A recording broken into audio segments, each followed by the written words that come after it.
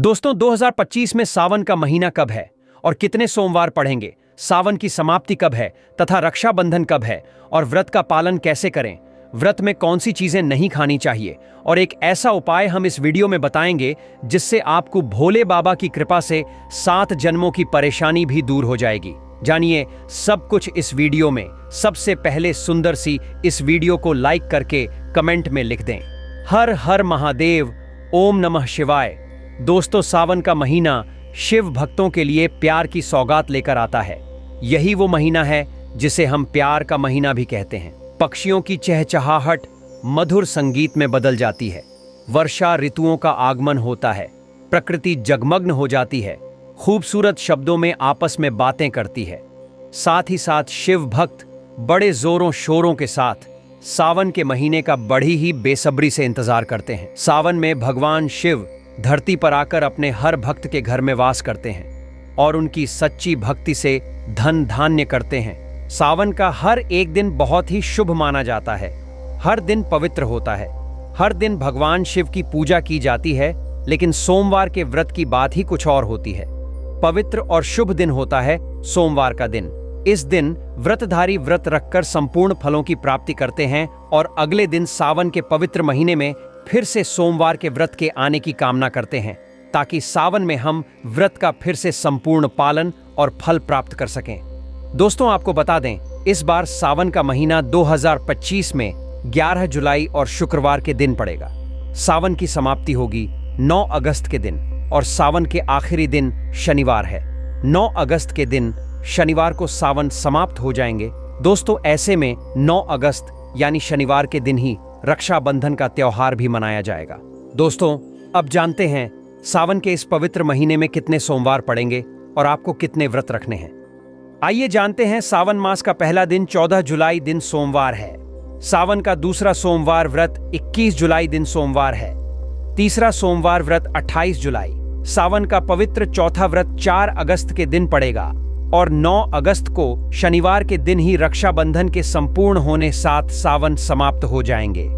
दोस्तों ऐसे में कुल मिलाकर 4 सोमवार पढ़ेंगे और अंत में 9 अगस्त यानी शनिवार के दिन सावन समाप्त हो जाएंगे। दोस्तों ऐसे में हम जानते हैं सावन के इस पवित्र महीने में कौन सा पाप गलती नहीं करनी चाहिए जिससे कि शिव नाराज ना हो।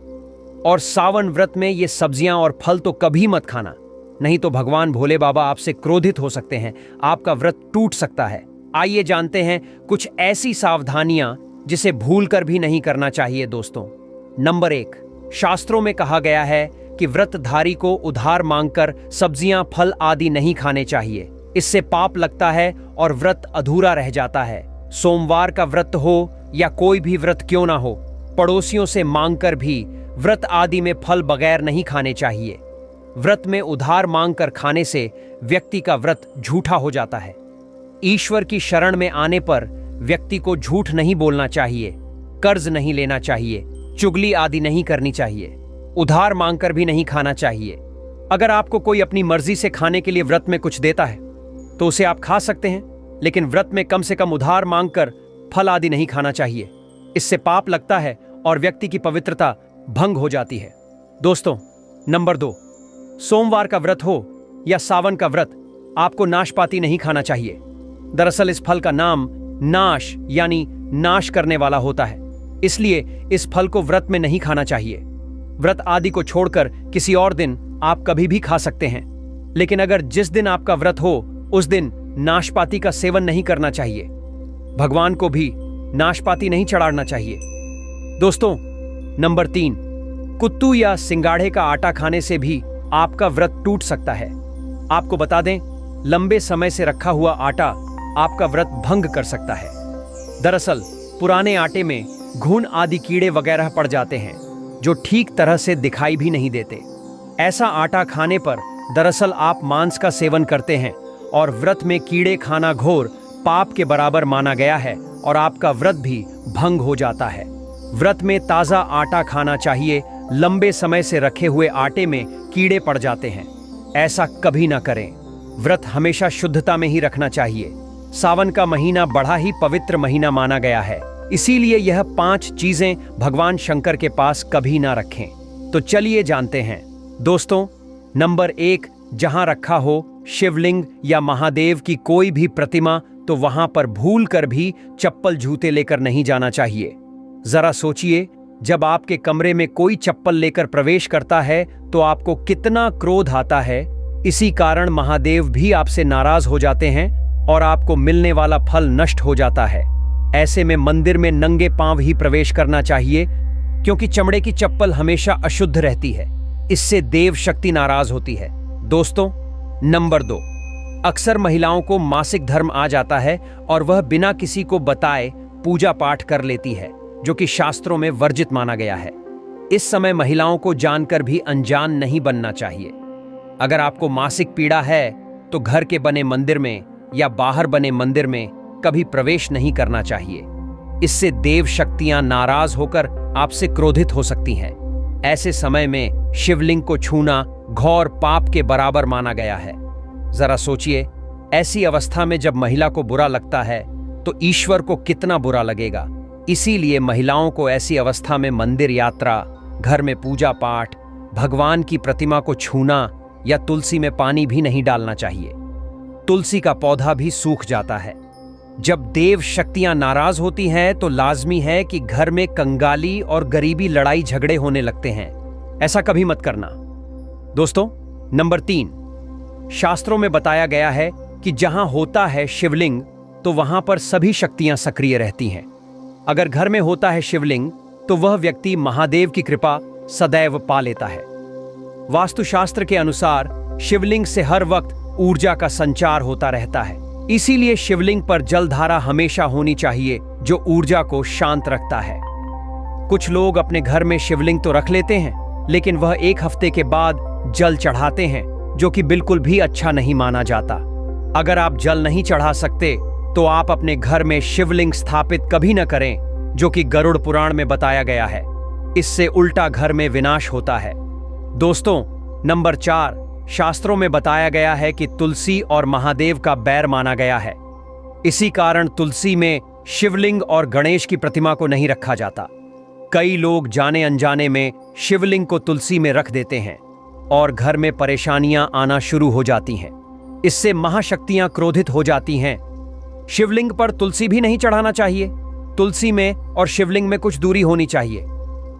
दोस्तों, नंबर 5, घर का मंदिर या बाहर का मंदिर, किसी भी मंदिर में ऐसे व्यक्ति को प्रवेश नहीं करना चाहिए जिसने स्त्री प्रसंग अर्थात संभोग किया हो या उसने मांस खाया हो। अगर आप शारीरिक रूप से गंदे हैं तो मंदिर के आसपास भी नहीं जाना चाहिए। घर के बने मंदिर में कोई कपड़ा आदि डाल देना चाहिए। जरा आप ही सोचिए, क्या आप मांस खाकर या स्त्री के साथ शारीरिक संबंध बनाकर भगवान के पास जाएंगे और क्या वह आपसे प्रसन्न होंगे? बिल्कुल भी नहीं। वह आपसे क्रोधित हो सकते हैं और आपसे नाराज हो जाएंगे। शास्त्रों में इसे घोर पाप माना गया है। इससे व्यक्ति नरक में जाता है। ऐसा दुष्ट स्वभाव मनुष्य की बर्बादी का कारण माना गया है। ऐसा न करें। ईश्वर के सामने हमेशा नहा धोकर मन पवित्र लेकर ही जाना चाहिए। इससे सभी शक्तियां आपसे प्रसन्न रहती हैं। दोस्तों, सावन के महीने में महादेव को ऐसे बेलपत्र कभी मत चढ़ाना बहुत ही अशुभ माना जाता है। दोस्तों, पौराणिक मान्यताओं के अनुसार बेलपत्र चढ़ाने से शिव जी का मस्तक शीतल रहता है। बेलपत्र से भगवान शिव की पूजा करने से दरिद्रता दूर होती है और व्यक्ति सौभाग्यशाली बनता है। इससे हनुमान जी भी प्रसन्न होते हैं, क्योंकि वे शिव के ही अवतार हैं और इस बात को शायद ही कोई जानता हो। दोस्तों, पहले आप यह जानें कि बेलपत्र का उपयोग और इसके लाभ कैसे मिलते हैं। दोस्तों, नंबर 1, तीनों लोकों में जीतने तीर्थ स्थल प्रसिद्ध हैं। वह सभी तीर्थ स्थल बेलपत्र के मूल भाग में स्थित माने जाते हैं। इस बात को शायद ही कोई जानता हो। दोस्तों, नंबर 2, यदि बेल का वृक्ष घर के बीचों बीच या पूर्व दिशा में लगा हो तो घर में धन धान्य की कोई भी कमी नहीं रहती और परिजन खुशहाल रहते हैं।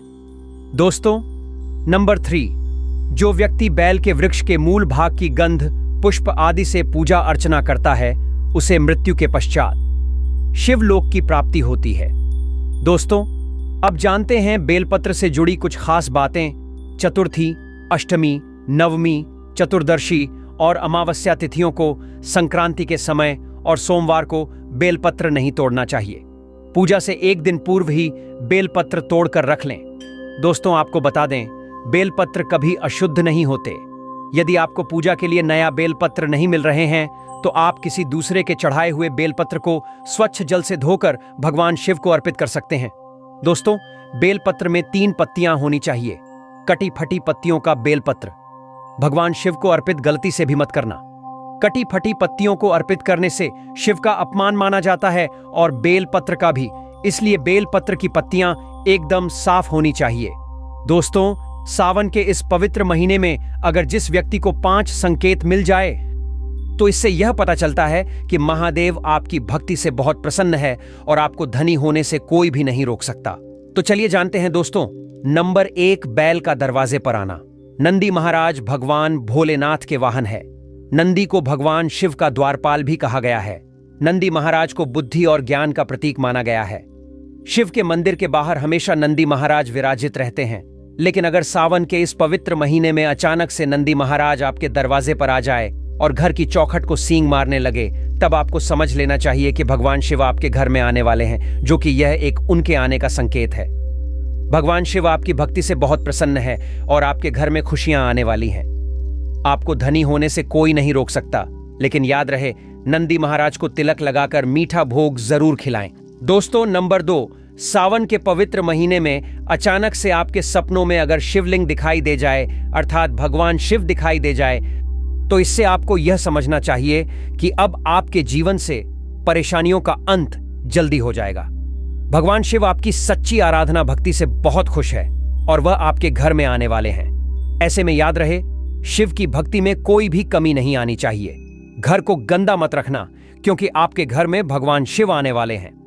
दोस्तों, नंबर 3, शास्त्रों के अनुसार माना गया है कि नीलकंठ भगवान शिव का प्रतीक है। अगर आपके घर में सावन के महीने में नीलकंठ छत पर आकर बैठ जाए तो उसे भूलकर भी मत भगाना, क्योंकि यह भगवान शिव का प्रतीक माना गया है। ऐसे में आपको खुश होना चाहिए, क्योंकि भगवान शिव आपकी भक्ति से बहुत खुश है। शास्त्रों में बताया गया है कि नीलकंठ अगर मनुष्य के घर पर आकर बैठ जाए तो साक्षात घर में महाशिव के आने के संकेत माने गए हैं। अब आपके बुरे दिन जाने वाले हैं। कहते हैं श्री राम ने इस पक्षी के दर्शन करने के बाद ही रावण पर विजय प्राप्त की थी। दोस्तों, नंबर 4, सावन के पवित्र महीने में अचानक से घर में काला सांप निकल आए तो बहुत ही शुभ माना गया है। इसे बिल्कुल भी न मारे, यह भगवान शिव के आने का संकेत है। जिनकी भक्ति से महादेव प्रसन्न होते हैं, तब महादेव किसी खास अवसर पर ही अपने दर्शन देते हैं। सावन का महीना बहुत ही पवित्र महीना माना गया है। यही वह महीना है जिसमें भगवान शिव धरती पर आते हैं और उसी घर में अपना वास बना लेते हैं जो सच्चा भक्त होता हो। सपनों में किसी मंदिर में नाग नागिन का जोड़ा देखना बहुत ही शुभ माना गया है। यह घर में शिव के आने के संकेत हैं। अब आपको खुश होने की जरूरत है। दोस्तों, नंबर 5, सावन के शुभ अवसर पर सोमवार के दिन डमरू की आवाज, घंटियों की आवाज सुनाई दे जाए तो यह अत्यंत शुभ माना गया है।